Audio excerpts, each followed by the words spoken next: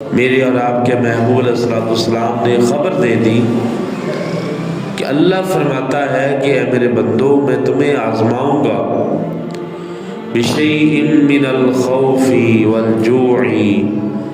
وَنَقْصٍ مِّنَ الْأَمْوَالِ وَالْأَنفُسِ وَالثَّمَرَاتِ، کبھی مال کی تنگی دے کے، کبھی اولاد کی تنگی دے کے، کبھی کسی مشکل میں ڈال کے، کبھی کسی مشکل میں ڈال کے، اور آگے تم نے کیا کرنا ہے؟ صبر کرنا ہے۔ کیوں؟ اس لیے کہ وَبَشِّرِ الصَّابِرِينَ، صبر کرنے والوں کے لیے خوشخبری ہے۔ رب کی طرف سے جو خوشخبری ہے وہ جنت کی صورت میں عطا کی جائے گی، اور فرمایا کہ اور خوشخبری سنا دو ان کے لیے باغات ہیں جن کے نیچے سے نہریں جاری ہیں۔ تو رب ذوالجلال نے جب بھی خوشخبری دی اپنے بندوں کو تو بخشش کی خوشخبری دی، اپنی جنت کی خوشخبری دی، جنت کی نعمتوں کی خوشخبری عطا فرمائی۔ تو اس سے بڑا اعلان، اس سے بڑا انعام ہمارے لیے اور کوئی نہیں ہو سکتا کہ رب ذوالجلال فرماتا ہے ان اللہ مع الصابرین، کہ جب میری مشکلات آ جائیں اور میری طرف سے مصیبتیں آ جائیں، تمہیں آزمایا جائے تو تم نے صبر کا دامن پکڑ کے رکھنا ہے۔ کیوں؟ کیونکہ میں رب صبر کرنے والوں کے ساتھ ہوں۔ تو یاد رکھیں کہ مصیبتوں کی کئی صورتیں ہیں۔ اللہ تعالیٰ کی ذات کسی کو غربت دے کے آزماتا ہے، اور اگر وہ اس غربت کے اندر بھی ہنسی خوشی زندگی گزار لے، پھر رب ذوالجلال اسے بروز قیامت ایسا انعام عطا فرمائے گا کہ میرے آقا فرماتے ہیں کہ بڑے بڑے امیر زادے، بڑے بڑے نیکوکار دیکھیں گے، ترسیں گے کہ کاش رب ذوالجلال ہمیں بھی دنیا کے اندر مصیبتوں کے اندر مبتلا کرتا، کاش رب ذوالجلال ہمیں بھی غربت دے کے آزماتا، تو آج یہ مقام جو ان غریبوں کو ملا ہے تو آج ہمیں بھی یہ مقام حاصل ہو جاتا۔ تو یہ مصیبتیں اللہ کی طرف سے ایک انعام ہوتی ہیں، ورنہ اگر یہ انعام نہ ہوتی تو اللہ کی ذات کبھی بھی نبیوں کو نہ آزماتا۔ دنیا کے اندر سب سے زیادہ آزمائے گئے، جن پر اللہ تعالیٰ کی ذات نے اپنی آزمائشیں زیادہ ڈالی، جن کے امتحانات زیادہ سخت ہوئے، جن کے اوپر مصیبتیں انتہائی اعلیٰ درجے کی تھی، تو انہیں اللہ تعالیٰ کے انبیاء کہا جاتا ہے۔ وہ نبی ہیں کہ اللہ کے اتنے قریب بھی تھے، لیکن سب سے زیادہ مشکلات انہی کو آئیں اور انہوں نے اس کا مقابلہ کیا بھی، اور اللہ نے اس کے اندر انہیں کامیابی بھی عطا فرمائی۔ تو نبیوں نے صبر کر کے بتا دیا کہ مشکلوں پر ایسے صبر کیا جاتا ہے، اور جب صبر کیا جاتا ہے اس کے صبر پر اس کے ساتھ بھی ہو جاتا ہے اور اسے جنت بھی عطا فرما دیتا ہے۔ میرے آقا علیہ الصلوۃ والسلام کا فرمان عالیشان ہے کہ جو بندہ کسی بھوکے کو کھانا کھلائے، کسی بھوکے کو کھانا کھلاتا ہے تو رب ذوالجلال بروز قیامت اسے خود جنت کی نعمتوں سے کھلائے گا، اور جس نے کسی پیاسے کو پلایا تو رب ذوالجلال اسے جنت کی نہروں سے پلائے گا۔ تو یہ دیکھ لیں، اس میں کوئی مشکل کام نہیں ہے، اس میں کوئی ایسی بات نہیں ہے۔ اور یہاں پہ ایک مسئلہ یہ بھی زیر غور کر لیں، جو مہمان ہوتا ہے نا، تو میزبان کی ڈیوٹی ہے کہ اپنی طرف سے جتنا اچھا ہو سکے اس کے لیے کھانے کا انتظام کرے، اور اس کے اندر کھانے کے لیے یہ ضروری نہیں کہ جو میزبان ہے وہ گوشت کے اوپر نظر رکھے، اور اگر کوئی سبزی ہے، وہ دال ہے، تو اس کے رنگ اڑ جائیں، بلکہ حضور نبی پاک صلی اللہ علیہ وسلم نے فرمایا کہ میزبان ہنسی خوشی اس کی دعوت کو قبول کر لے۔ تو یہ آقا علیہ الصلوۃ والسلام کی سنت مبارکہ ہے، کیونکہ جس بندے نے بھی میزبانی کرنی ہے اس نے اپنی طاقت، اپنی توفیق، اپنی گنجائش کے مطابق کرنی ہے۔ تو دیکھیں حضور السلام نے کتنا بڑا انعام دیا. میرے آقا فرماتی ہیں کہ جس نے کسی کو پلایا، پانی تک پلا دیا، تو اللہ اسے جنت کی نہروں سے پلائے گا. اور جو کسی کو اچھا پلاتا ہے، یعنی اچھے مشروب پلاتا ہے، اچھا شربت پلاتا ہے، دودھ پلاتا ہے، تو پھر اللہ تعالیٰ اسے جنت کی کیسی کیسی نعمتیں عطا فرمائے گا. اور جو اپنے مہمان کو اچھا کھانا کھلا دے تو رب ذوالجلال پھر اپنی شان کے مطابق اسے اچھا کھانا کھلائے گا. تو یہ ایک سعادت کی بات ہوتی ہے رب ذوالجلال جسے عطا فرما دے. حضرت شیخ عبد القادر جیلانی رحمۃ اللہ علیہ، غوث پاک جنہیں کہا جاتا ہے، آپ فرماتی ہیں کہ میں جب بغداد کے اندر تھا تو مجھے بڑی بڑی پریشانیوں کا سامنا کرنا پڑا. غوث پاک فرماتے ہیں کہ میں نے وہ دن بھی دیکھے جب آپ تعلیم حاصل کر رہے تھے. تو فرماتے ہیں کہ میں نے دوران طالب علمی وہ دن بھی دیکھے کہ کھانے کے لیے مجھے ایک لقمہ تک میسر نہیں آتا تھا. اور غوث پاک فرماتے ہیں کہ میں کیا کرتا کہ بغداد شریف کے باہر جو نہر بہتی ہے اس نہر کے کنارے پر چلا جاتا، اور جو سبزیوں کے پتے پانی کے ساتھ بہہ کے آتے ہیں، یا جو سبزیاں لوگ پانی کے اندر دھوتے ہیں اور کچھ ان میں سے بہتے بہتے وہ کہیں کے کہیں چلے جاتے ہیں یا کنارے کے ساتھ جا کے لگ جاتے ہیں، تو غوث پاک فرماتے ہیں کہ میں ان پتوں کو تلاش کرتا تھا، میں ان سبزیوں کے، میں ان پھلوں کے ٹکڑوں کو تلاش کرتا تھا کہ مجھے وہ مل جائے اور میں اس سے اپنے پیٹ کی آگ کو بجھا لوں. تو فرماتی ہے کہ اگر مل جاتی تو کھا لیتا، نہیں ملتی تو میں نہ کھاتا. ایک دن فرماتے ہیں کہ بھوک کی شدت اتنی زیادہ تھی.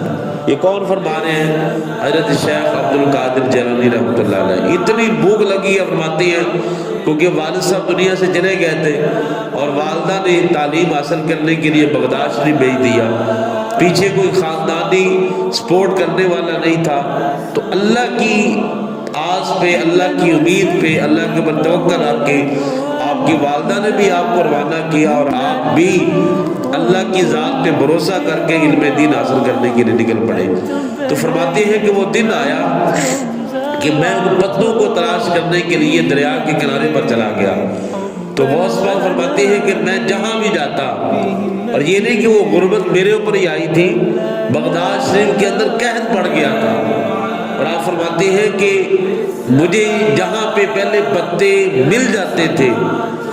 جس کنارے پر جس جگہ پہ مجھے پتے مل جاتے تھے، میں جب وہاں پہ پہنچتا تو مجھے پتہ چلتا کہ مجھ سے پہلے ہی کسی کو بھوک کی شدت تھی اور وہ پتے اٹھا کے لے گیا ہے. جب اگلی جگہ پہ جاتا تو وہاں سے بھی پتہ چلتا کہ وہ پتے بھی کوئی اٹھا کے لے گیا ہے. باتیں ہیں کہ کئی ایسی جگہ پہ بھی پہنچا کہ میں نے لوگوں کو وہاں پہ اس چیز کے لیے لڑتے ہوئے دیکھا، لیکن میں نہیں آگے بڑھا. میں نے ان کو اللہ کی رضا کے لیے کہ ان کا حق مجھ سے زیادہ ہے تو میں ان کو چھوڑ کے واپس جو ہے وہ شہر کی طرف روانہ ہو گیا. فرماتے ہیں کہ میں نے سوچا کہ شہر کے اندر تو، بازار کے اندر تو کسی سبزی والی دکان پہ، کسی پھل والی دکان پہ کوئی کسی چیز کے چھلکے نظر آ جائیں گے، کوئی پتے نظر آ جائیں گے تو میں ان کو اٹھا کے کھا لوں گا. تو غوث پاک فرماتے ہیں کہ جب میں بغداد شہر کے اندر پہنچا تو مجھے پورے بازار کے اندر ہی کوئی پتے نظر نہ آئے. اور یہ پتے کھانا یہ صرف غوث پاک کا طریقہ نہیں ہے، یہ میرے اور آپ کے محبوب علیہ الصلوۃ والسلام بھی اس آزمائش سے گزرے تھے کہ جب شروع اسلام کے اندر جب میرے آقا علیہ السلام نے اعلان نبوت فرمایا تو آقا علیہ السلام کے اوپر پابندیاں لگا دی گئی، حضور کی جان کے اوپر انعام رکھ دیا گیا، اور میرے آقا علیہ السلام کی جان کے دشمن بنے بڑے بڑے کافر. اور آقا علیہ السلام شیب ابی طالب کے اندر پناہ گزین ہوئے اور 3 سال تک میرے آقا علیہ السلام وہاں پہ رہے. جتنے بھی مکے والے تھے ان تمام نے آقا علیہ السلام کا بائیکاٹ کر دیا، اور جن جن لوگوں نے حضور کا کلمہ پڑھا تھا ان تمام کا بائیکاٹ کیا گیا. یعنی نہ ہی وہ بازار کے اندر آ سکتے تھے، نہ ہی انہیں کوئی چیز دیتا تھا، اور نہ ہی ان کے پاس پیسے ہوتے تھے. پھر صحابہ کرام فرماتے ہیں کہ ہم نے یہ 3 سال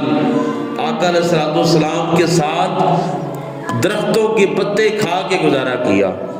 اور ہماری حالت یہ ہو گئی تھی کہ پتے کھا کھا کے ہمارا بھی اور آقا علیہ السلام کا زبان مبارک اور حضور کا منہ مبارک پک چکا تھا. یعنی آپ دیکھیں نا کہ یہ پتے انسانی خوراک تو نہیں ہے. اللہ نے انسان کے منہ کو نازک بنایا ہے. ہمارا رزق اور ہے، جانوروں کا رزق اور ہے. تو جب ایک انسان رزق دوسروں والا کھائے گا جو اللہ نے اس کے لیے پیدا نہیں کیا تو مشکلات تو ہوگی. تو آقا علیہ السلام نے، حضور کے صحابہ نے، اب یہاں پہ تو 2 دن اگر کھانا نہ ملے تو ہم اپنے رب سے ہی گلہ کرنا شروع کر دیتے ہیں. اگر ایک دن دیہڑی لگی ہے، ایک دن نہیں لگی، تو ہم اس پر بھی اللہ سے گلہ کرنا شروع کر دیتے ہیں. پتہ نہیں کیسی کیسی باتیں کر جاتے ہیں. اور دیکھیں حالانکہ ہمارا اسلام، ہمارا مذہب اتنا خوبصورت ہے، اتنا اعلیٰ مذہب ہے کہ ہمیں ہر قدم قدم پہ اللہ تعالیٰ کی ذات نیکی عطا فرماتا ہے. پھر حضور فرماتے ہیں کہ مومن کو اگر پاؤں کے اندر کانٹا بھی چبھتا ہے نا، کانٹا بھی، میں جا رہا تھا بازار میں، آپ جا رہے تھے، کوئی کانٹا لگ گیا، پاؤں کو پتھر لگ گیا، ٹھیک ہے، جوتی پہنی ہوئی تھی، کوئی روڑی اس کے اندر آ گئی، وہ آپ کو چبھ گئی، اس سے آپ کو ہلکی سی تکلیف محسوس ہوئی، میرے آقا نے فرمایا کہ مومن کو کوئی تکلیف پہنچتی ہے اللہ اس پر بھی اسے نیکی عطا فرما دیتا ہے. حالانکہ دیکھ لیں کوئی پاؤں کو پتھر لگ جائے، کوئی کانٹا لگ جائے تو کئی لوگ منہ سے گالی نکال دیتے ہیں، تو اس سے بندہ اپنی نیکی کو ضائع کر دیتا ہے. تو گالی نہیں نکالنی، کیونکہ حضور کا فرمان ہے کہ جب مومن کو کانٹا بھی لگے تو اس پر بھی اللہ اسے اجر عطا فرماتا ہے. تو اگر ہم اسی وقت ہی گالی نکال دیں گے، ہماری موٹر سائیکل چل رہی ہو، پٹرول ختم ہو جائے تو ہم موٹر سائیکل کو گالیاں نکالنے شروع کر دیتے ہیں. ہماری کوئی تار خراب ہو گئی ہو یا کوئی سوئچ خراب ہو گیا ہو، موبائل نہ چل رہا ہو تو ہم اس کو گالیاں نکالنے شروع کر دیتے ہیں. ہماری جو ہے وہ سگنل نہ آ رہے ہو تو ہم ان کو، کھمبے کو یا کمپنی والوں کو گالیاں نکالنے شروع کر دیتے ہیں، حالانکہ مومن کو یہ چیزیں زیب نہیں دیتی. تو آقا علیہ السلام فرماتے ہیں کہ یہ 3 سال جو شیب ابی طالب کے اندر گزارے میرے حضور نے اور حضور کے صحابہ نے، لیکن اپنی زبان سے کبھی کوئی ایسا جملہ نہیں ادا کیا. یہ اسلام شروعات تھا اور شروع کے اندر اس قدر مشکلات کا سامنا کیا، لیکن رب سے کبھی بھی گلہ نہیں کیا. یعنی اپنے رب سے وفا کی، اس کے بدلے میں رب نے انہیں کیا انعام دیا؟ اللہ نے ان کے لیے قرآن بھی نازل فرما دیا، قرآن کے اندر پھر ان کے لیے خوشخبریاں بھی نازل کی، اور اللہ نے فرما دیا کہ اے میرے محبوب، جو مقام آپ کے صحابہ کا ہے اب یہ مقام اور کوئی دنیا میں حاصل نہیں کر سکتا. تو یہ سارے صبر کی برکتیں تھیں، یہ سارا وہ ساتھ تھا جو انہوں نے آقا علیہ السلام کے ساتھ نبھایا. تو غوث پاک فرماتی ہیں کہ میں پتوں کو تلاش کرتا کرتا بازار کے اندر پہنچا تو مجھے بازار کے اندر بھی کھانے کے لیے پتے نہ ملے، پیسے نہیں ہے کہ میں کوئی چیز خرید سکوں. پھر فرماتے ہیں کہ میں نا جو وہاں کی مسجد تھی، مسجد کے اندر بیٹھ گیا اور اب میں موت کا انتظار کرنے لگا. یہ غوث پاک فرما رہے ہیں اب میں موت کا انتظار کرنے لگا ہوں کہ یا تو اللہ کو انتظام کر دے گا کھانے کا میرے لیے، اور یا پھر آج مجھے موت آ جائے گی. لیکن آپ نے مانگنا پسند نہیں فرمایا. اب غوث پاک رحمۃ اللہ علیہ فرماتے ہیں کہ میں مسجد کی دیوار کے ساتھ ٹیک لگا کے بیٹھ گیا. تھوڑی دیر کے بعد ایک بندہ آیا، اس نے ہاتھ کے اندر برتن پکڑا ہوا ہے اور بڑی صاف شفاف روٹیاں اس کے اندر رکھی ہوئی ہیں، بھنا ہوا گوشت رکھا ہوا ہے، اور اس نے مسجد کے ایک کونے کے اندر بیٹھ کے کھانا شروع کر دیا. کہتے ہیں کہ جب اس کی خوشبو میرے تک آئی تو غوث پاک فرماتے ہیں کہ میری نظر اس پہ پڑتی ہے، اور جب وہ کھانے کے لیے لقمہ اپنے منہ کے پاس لے کے جاتا تھا تو غوث پاک فرماتے ہیں کہ مجھے بھوک کی شدت اتنی زیادہ تھی کہ لقمہ وہ اپنے منہ میں ڈال رہا ہوتا تھا، لیکن اس کو دیکھ کے میرا منہ خود بخود کھل جاتا تھا. اس قدر بھوک کی شدت ہے. فرماتے ہیں کہ جب اس بندے نے میری طرف دیکھا اور میری یہ حالت کیفیت دیکھی تو مجھے اپنی طرف آنے کی دعوت دی، مجھے کھانے کا کہا. فرماتے ہیں میں نے منع کر دیا، دوسری مرتبہ کہا، پھر منع کر دیا، تیسری مرتبہ اس نے مجھے قسم دی، اور فرماتے ہیں کہ میں نے پھر بھی کہہ دیا کہ میں نے نہیں کھانا، جزاک اللہ آپ کھائیں.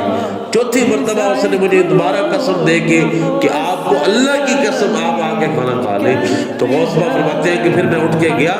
اور میں نے آہستہ آہستہ کھانا شروع کیا، یعنی بھوک کی شدت بھی انتہا پہ ہے، لیکن میں نے وہ صبروں والا کام نہیں کیا کہ جو آج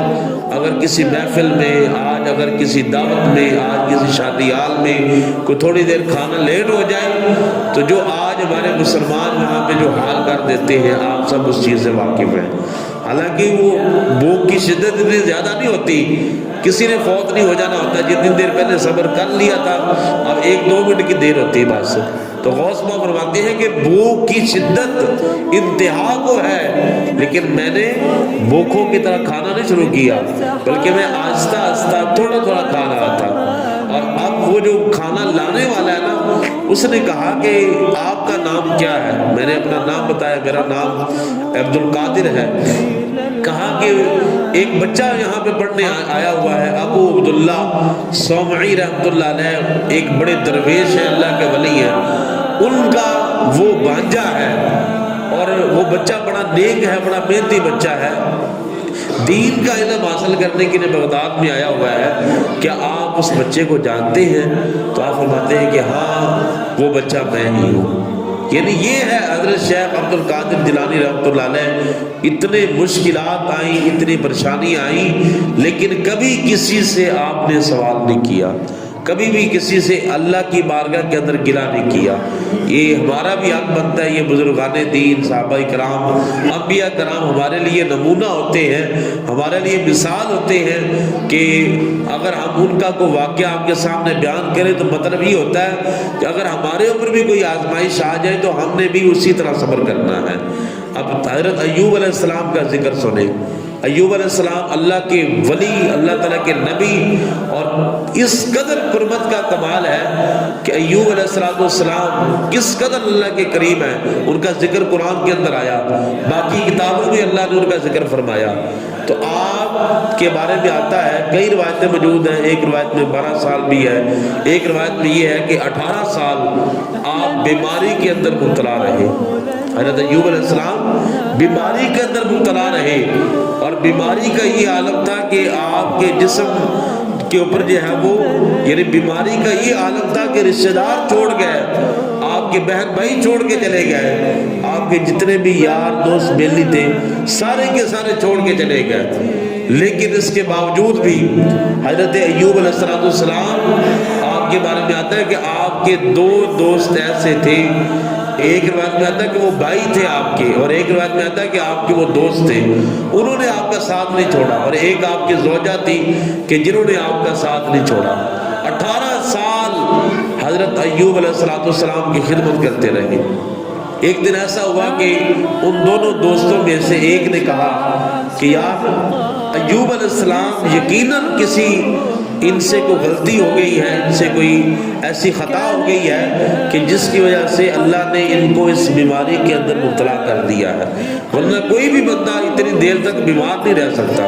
جس طرح آج ہمارے ذہن ہے کہ اگر کوئی بندہ کمرے کے اندر داخل ہو، لائٹ چلی جائے، ہم کہتے ہیں یہ منحوس ہے، کوئی بندہ زبان سے کوئی بات نکال دے وہ کام ہو جائے تو یہ منحوس ہے،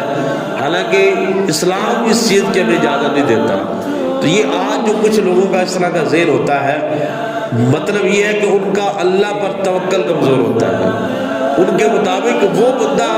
وہ کام کر رہا ہوتا ہے، اگر اس کے کہنے پہ یہ کام ہو تو بندہ پھر اس کو ہی اپنا پیر مان لے۔ اسی طرح حضرت ایوب علیہ السلام کے ساتھ جو 2 دوست تھے، انہوں نے کہا، ان میں سے ایک نے کہا کہ یقیناً ان سے کوئی غلطی ہوئی ہے کہ جس کی وجہ سے آج 18 سال ہو گئے اور ابھی تک ان کو شفا نہیں مل رہی۔ کہتے ہیں کہ یہ زبان سے نکلی، دوسرے دوست نے آ کے بتا دیا ایوب علیہ السلام کو، انہوں نے کہا کہ خدا گواہ ہے کہ میں نے زندگی کے اندر کبھی کسی کے ساتھ برا نہیں کیا، میں نے کبھی کوئی گناہ نہیں کیا، مجھ سے کبھی کوئی ایسی غلطی برا کام نہیں ہوا، لیکن ہاں فرمایا کہ ایک دن میں گزر رہا تھا، 2 بندے آپس میں لڑ رہے تھے، میں جب ان کو چھڑوانے کے لیے آگے بڑھا تو انہوں نے ہمیں اللہ کا واسطہ دے دیا کہ اللہ کا واسطہ ہمیں نہ چھڑوانا۔ تو کہتے ہیں کہ انہوں نے جب مجھے واسطہ دیا تو میں اپنے گھر چلا گیا۔ کہتے ہیں کہ روز جب میں گزرتا تھا، نماز ادا کرنے کے لیے مسجد جاتا تھا تو وہ بندے کھڑے ہو کے لڑ رہے ہوتے تھے، جب میں چھڑانے کے لیے آگے جاتا تھا تو وہ مجھے منع کر دیتے تھے۔ کہتے تھے کہ یہ ایسا معاملہ، لیکن میں آ کر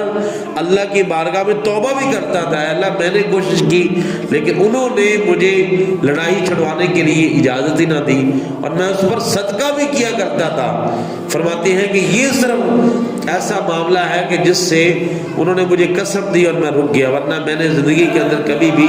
مجھ سے خطا نہیں ہوئی۔ کہتے ہیں کہ یہ جب بات ہوئی اس کے بعد ایوب علیہ السلام، چونکہ آپ کو واش روم آپ کی بیگم لے کے جاتی تھی، آپ کی بیگم نے آپ کو کندھا دیا اور باہر بیت الخلاء کی طرف لے کے چلی گئی، وہاں پہ پہنچے تو آپ کو وہ چھوڑ کر نا سائڈ میں پردے کے اندر ہو جاتی تھی تاکہ آپ اپنا جو حاجت ہے وہ پوری کر لیں۔ تو حضرت ایوب علیہ السلام وہاں پہ موجود تھے، اور تھوڑا سا ہٹ کے کمزوری کا یہ عالم تھا ایوب علیہ السلام کی کہ آپ سائڈ پہ بیٹھ گئے، اور وہاں پہ اللہ تعالیٰ کی ذات نے آپ کے پاؤں کے نیچے سے ٹھنڈے پانی کا چشمہ جاری فرما دیا، اور اس پانی کے ساتھ حکم ہوا کہ آپ پی بھی لیں اور اس پانی کو اپنے جسم کے اوپر بھی ڈال دیں۔ ایوب علیہ السلام جو 18 سال بیماری کے اندر مبتلا ہے، تو آپ نے وہ پانی پیا اور اپنے جسم کے اوپر بھی ڈالا، تو وہ بیماری جو 18 سال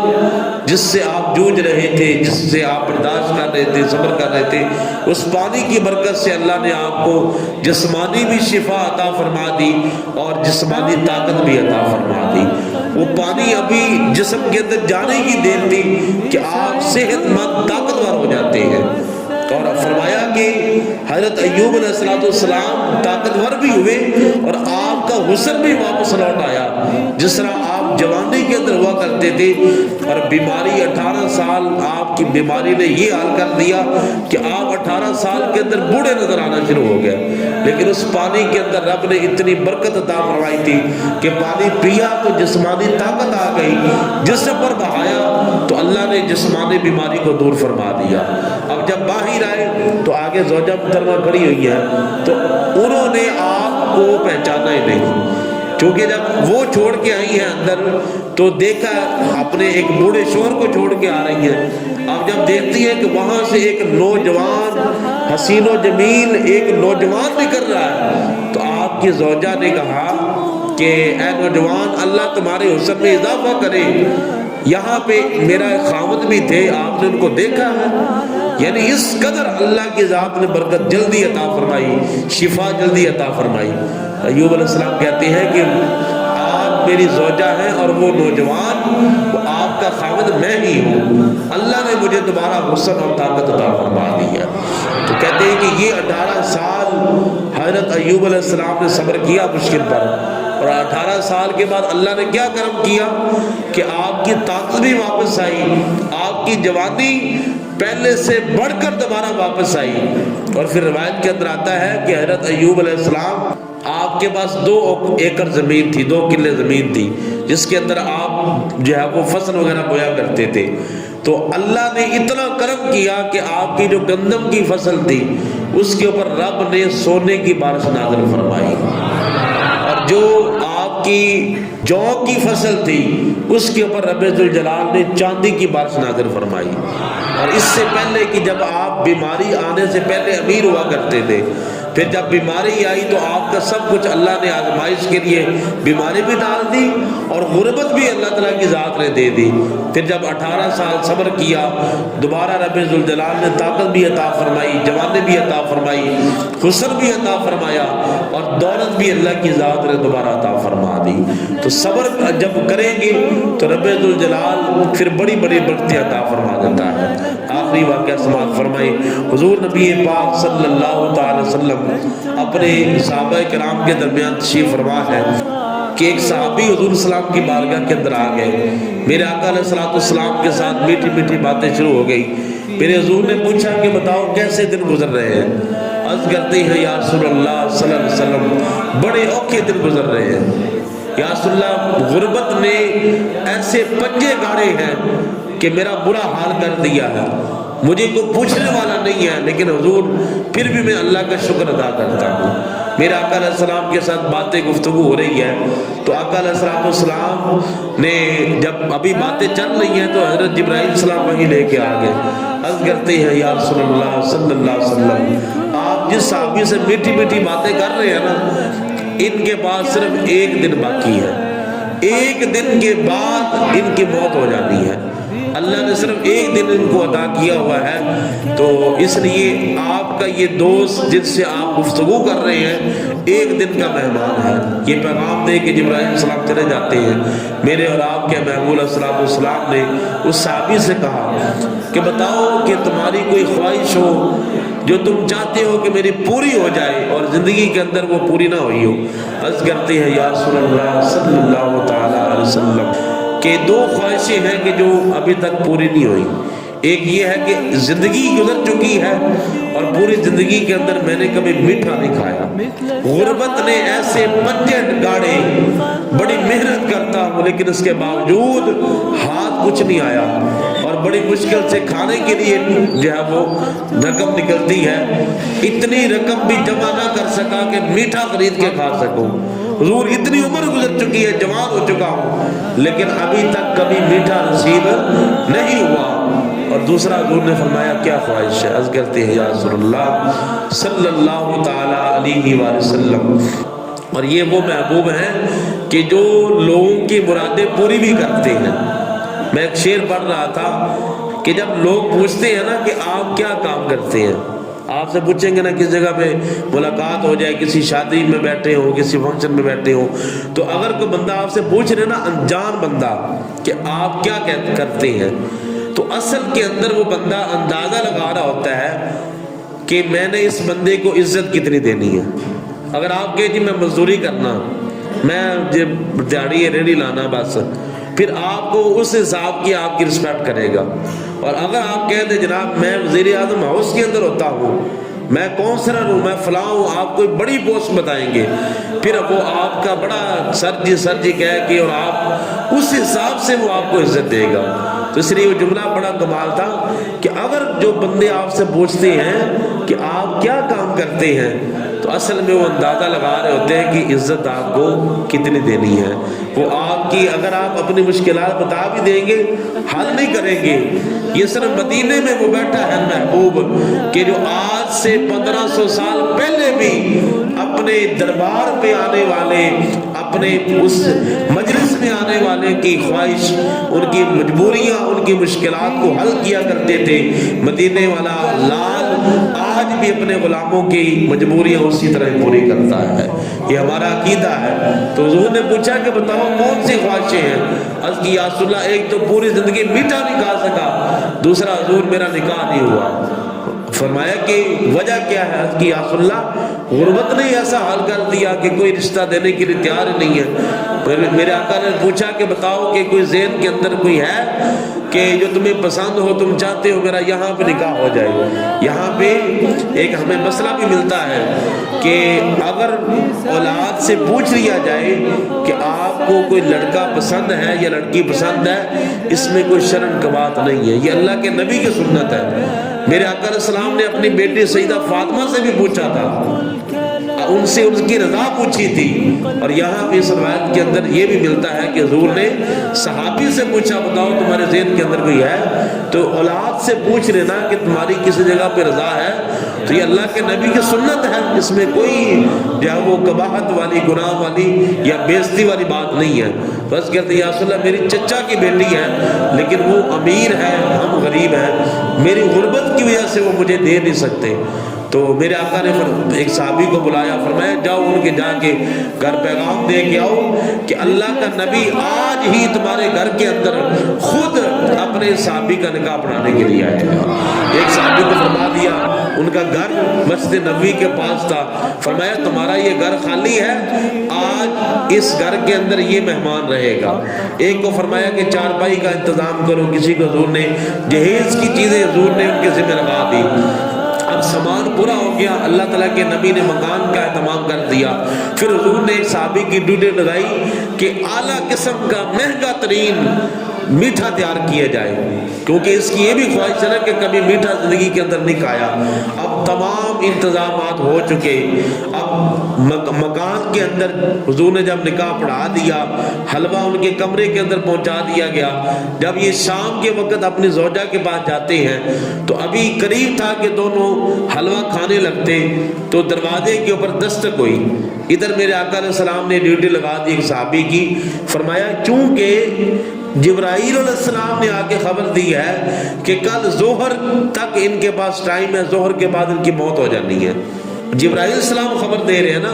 کہ ظہر تک یہ آپ کے صحابی زندہ ہیں، اس کے بعد انہوں نے دنیا سے چلے جانا ہے۔ تو آقا علیہ السلام نے ایک صحابی کی ڈیوٹی لگائی کہ ظہر سے لے کے عصر تک گلی کے اندر چکر لگاتے رہنا ہے، اور جب اس گھر سے رونے کی آواز آئے فوراً آ کے مجھے خبر دینی ہے۔ ادھر میرے اور آپ کے محفوظ السلام والسلام وہ صحابی چکر لگاتے رہے، ظہر سے لے کے عصر ہو گئی، اور واپس آئے تو عرض کرتے یا رسول اللہ رونے کی آواز تو نہیں آ رہی، لیکن اندر سے ہنسنے کی آوازیں آ رہی ہیں، مسکرانے کی آوازیں آ رہی ہیں۔ تو اب جبرائیل السلام بھی جھوٹ نہیں بول سکتے، اللہ کا پیغام، اللہ کی وحی لے کے آنے والے ہیں۔ میرے آقا علیہ السلام نے صحابی کو بلایا، پوچھا کہ ایسی کون سی نیکی کی ہے کہ رب نے تمہارے اوپر کرم کر دیا ہے؟ عرض کرتی ہیں یا رسول اللہ صلی اللہ تعالی وسلم کہ میری خواہش تھی کہ اللہ مجھے ایسی نیک بیوی عطا فرمائے کہ جو ہم اکٹھے کھڑے ہو کر ایک ہی جگہ پہ اللہ کا ذکر کریں اور ہم عبادت کے اندر راتیں گزاریں۔ اللہ نے مجھے ویسی ہی بیوی عطا فرمائی۔ حضور جب رات کو ہم دونوں وہ حلوہ کھانے لگے تھے جو پوری زندگی میٹھا نہ کھا سکا، دروازے پہ دستک ہوئی، ایک مانگنے والا آ گیا، اس نے آ کے کہا کہ بھوکا ہوں، کھانے کے لیے کچھ دے دیا جائے۔ تو میں بھی رضا مند ہوا، میری بیوی بھی رضا مند ہوگی، ہم نے وہ حلوہ اٹھایا اور اٹھا کے اس مانگنے والے کو دے دیا۔ تو مانگنے والا جاتے جاتے دعا دے گیا، اللہ پاک اس گھر کو شاد و آباد رکھے، اللہ پاک اس گھر کو خوشیوں سے بھر دے، اللہ اس جوڑے کو نیک اولاد عطا فرمائے۔ میرے آقا فرماتے ہیں مبارک ہو، اللہ نے اس کی دعا کو قبول کر لیا ہے، ورنہ آج ظہر کے وقت تمہاری موت کا وقت جہاں وہ وقت مقرر تھا، دنیا سے جانے کا وقت تھا، یہ اس مانگنے والے کے ساتھ نیکی کرنے کا صلہ ہے کہ رب نے اس کی دعا کو قبول فرما کے تمہیں لمبی زندگی عطا فرما دی ہے۔ اور جبرائیل السلام آئے، آ کے عرض کرتے ہیں سونیا حقیقتاً ایسا ہی ہے کہ اللہ نے اس جو مانگنے والا تھا، فقیر تھا، حقدار تھا، اس کی دعا سے اللہ نے لمبی زندگی بھی عطا کی ہے، اور اس نے یہ بھی کہا تھا اس گھر میں اللہ تعالیٰ خوش و آباد رکھے، اللہ تمہیں نیک اولاد عطا فرمائے۔ یا رسول اللہ اللہ نے اب ان کو نیک اولاد بھی عطا فرما دینی ہے۔ تو یہ ہے صبر پر جب ہم اللہ کی بارگاہ کے اندر گلہ نہیں کرتے، بلکہ صبر کے وقت بھی کیا کہتے ہیں،